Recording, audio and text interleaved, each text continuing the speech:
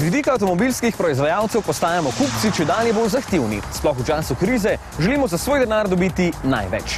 Takšno Toyota Yaris, ki jo imamo tudi v tekmovanju za zeleni volan, stane dobrih 11 000 evrov. Če vam je majhen litrski bencinski motor z 51 kW premalo, pa se lahko vedno odločite za takšnega 1,33 litrskega s 73 kW. Predvsej bolj poskočen in tudi bolje opremljen, bo stal malo več kot 14 000 evrov.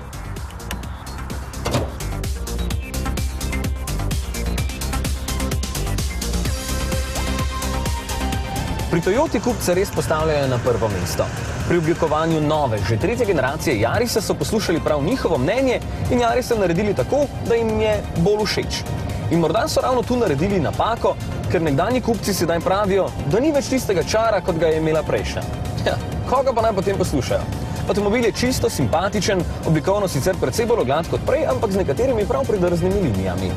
In tudi večji je, v dolžino daljši za dobrih 10 cm, zato je jasno tudi bolj prostoren.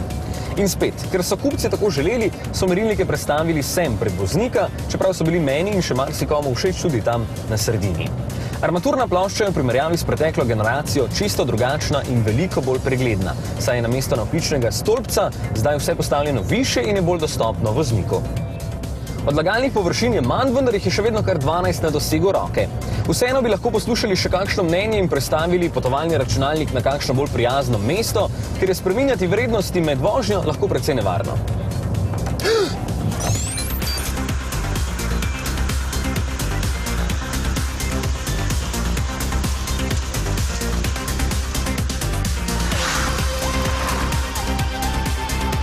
Občutek za volanom je dober, čeprav bi lahko bil obroč nameščen bliže in gumbi na njem pa osvetljeni.